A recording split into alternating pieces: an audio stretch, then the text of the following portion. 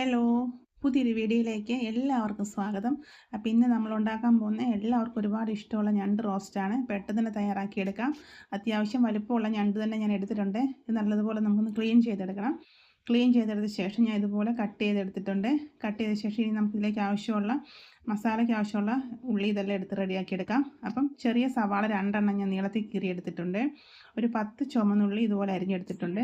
പിന്നെ തക്കാളി വലുതാണെങ്കിൽ ഒരെണ്ണം, ചെറുതാണെങ്കിൽ 2 എണ്ണം. പിന്നെ ഒരു കഷ്ണം ഇഞ്ചി നീളത്തിലരിഞ്ഞതും ഒരു 6-7 അല്ലി വെളുത്തുള്ളി നീളത്തിലരിഞ്ഞതും. ഒരു ചട്ടി അടുപ്പിലോട്ട് വെച്ച് കൊടുക്കാം. ചട്ടി ചൂടാകുമ്പോഴത്തേക്ക് വെളിച്ചെണ്ണ ഒഴിച്ചു കൊടുക്കാം.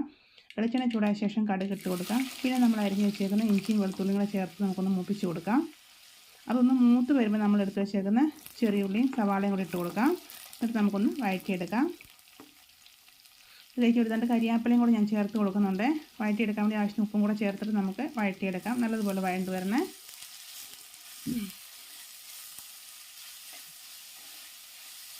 ഇത് നല്ലതുപോലെ വഴണ്ട് വരാൻ വേണ്ടി നമുക്കൊന്ന് അടച്ചു വെച്ച് കൊടുക്കാം. അപ്പോൾ പെട്ടെന്ന് വഴണ്ട് കിട്ടുമേ.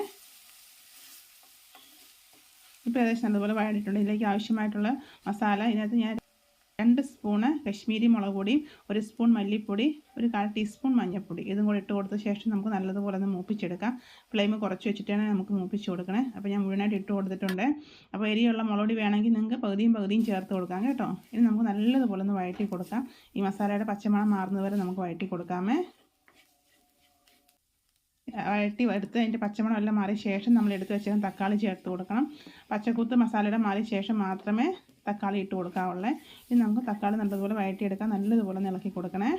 അപ്പോൾ തക്കാളി നല്ലതുപോലെ വഴണ്ട് വന്നു. ഇതിലേക്ക് 1/2 സ്പൂൺ ഗരം മസാലയാണ് ചേർത്ത് കൊടുക്കുന്നത്. അതും കൂടെ ചേർത്ത് കൊടുത്ത ശേഷം നമുക്ക് വീണ്ടും നല്ലതുപോലെ ഇളക്കി കൊടുക്കാം. നല്ലതുപോലെ ഇളക്കി കൊടുത്ത ശേഷം നമുക്ക് ഇതിലേക്ക് നമ്മൾ ക്ലീൻ ചെയ്ത് വെച്ചേക്കുന്ന ഞണ്ട് ഇട്ട് കൊടുക്കാം. ഞണ്ട് ഇട്ട് കൊടുത്ത ശേഷം നല്ലതുപോലെ ഒന്ന് മിക്സ് ചെയ്യണം. പിന്നെ നമ്മളിതിലേക്ക് ചേർത്ത് കൊടുക്കുന്ന ചൂടുവെള്ളമാണ്. പച്ചവെള്ളം ഒഴിച്ച് കൊടുക്കുകയാണ് ചെയ്തത് കേട്ടോ. നല്ലതുപോലെ മിക്സ് ചെയ്ത ശേഷം നമുക്ക് ചൂടുവെള്ളം വേവാൻ ആവശ്യത്തിന് ഒഴിച്ച് കൊടുക്കാമേ. ഇപ്പോൾ നല്ലതുപോലെ മിക്സാക്കി എടുത്തിട്ടുണ്ട്. അപ്പോൾ ഞാൻ എടുത്ത ചട്ടി ചെറുതായതുകൊണ്ട് അതിൻ്റെ ഒരു ബുദ്ധിമുട്ടുണ്ട്. അപ്പോൾ നിങ്ങൾ എടുക്കുമ്പോൾ ഇത്തിരി വലിയ ഭാഗത്ത് തന്നെ വെക്കണം കേട്ടോ. അപ്പോൾ നല്ലതുപോലെ ഇളക്കി കൊടുത്ത ശേഷം ഇതിലേക്ക് വേവാൻ ആവശ്യം നമുക്ക് ചൂടുവെള്ളമാണ് ഒഴിച്ച് കൊടുക്കുന്നത്, പച്ചവെള്ളം അല്ല കേട്ടോ. ആവശ്യത്തിന് ചൂടുവെള്ളം ഒഴിച്ച് കൊടുത്ത ശേഷം നമുക്ക് ഇളക്കി എടുക്കാമേ. നല്ലതുപോലെ ഒന്ന് മിക്സ് ചെയ്ത് കൊടുക്കണം. അപ്പോൾ വെള്ളം ഒഴിച്ച് നോക്കിയിട്ട് വേണം കേട്ടോ പിന്നെ വെള്ളം ഒഴിച്ച് കൊടുക്കാനേ. അപ്പോൾ നല്ലതുപോലെ ഒന്ന് മിക്സ് ചെയ്ത് കൊടുക്കാം. മിക്സ് ചെയ്ത് കൊടുത്ത ശേഷം നമുക്ക് അടച്ചു വെച്ച് വേവിക്കാമേ.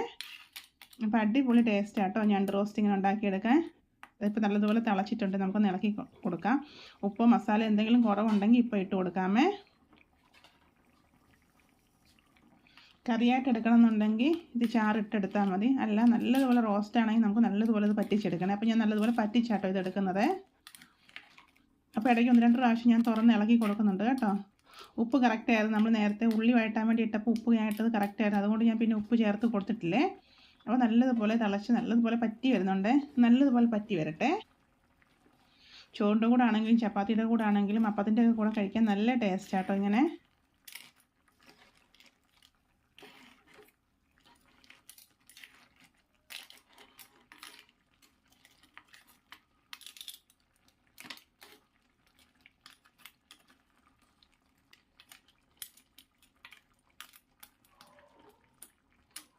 അപ്പോൾ നമ്മുടെ ഞണ്ട് റോസ്റ്റ് ഏകദേശം റെഡി ആയിട്ടുണ്ട്. അപ്പോൾ ഞാൻ കറിയായിട്ട് എടുക്കുന്നതെങ്കിൽ ഇത്തിരി കൂടെ പറ്റിക്കണ്ടെന്ന് ഞാൻ പറഞ്ഞായിരുന്നു. ഇപ്പോൾ ഞാൻ പറ്റിച്ചാണ് എടുക്കുന്നത് റോസ്റ്റായിട്ട് തന്നെ.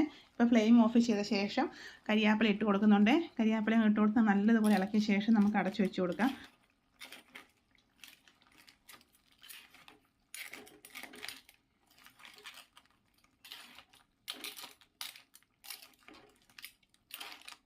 അപ്പോൾ അടിപൊളി ഞണ്ട് റോസ്റ്റ് റെഡി ആയിട്ടുണ്ട്. നിങ്ങളിങ്ങനെ ചെയ്ത് നോക്കണം കേട്ടോ. തീർച്ചയായിട്ടും നിങ്ങൾക്ക് ഇഷ്ടപ്പെടും.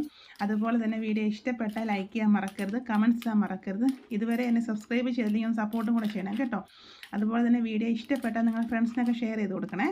അപ്പോൾ ഇനി ഞണ്ട് കിട്ടുമ്പോൾ ഇതുപോലെ തയ്യാറാക്കി നോക്കണം കേട്ടോ. നല്ല ടേസ്റ്റ് ആട്ടോ. അങ്ങനെ ഉണ്ടാക്കി ചൂടോടെ ചുമ്മാതെ വേണമെങ്കിലും കഴിക്കാൻ അടിപൊളി ടേസ്റ്റാണ്. അപ്പോൾ ഒരു പ്രാവശ്യം ഇങ്ങനെ ചെയ്ത് നോക്കണം കേട്ടോ. തീർച്ചയായിട്ടും നിങ്ങൾക്ക് ഇഷ്ടപ്പെടും. അപ്പോൾ ഓക്കെ, ബൈ, താങ്ക്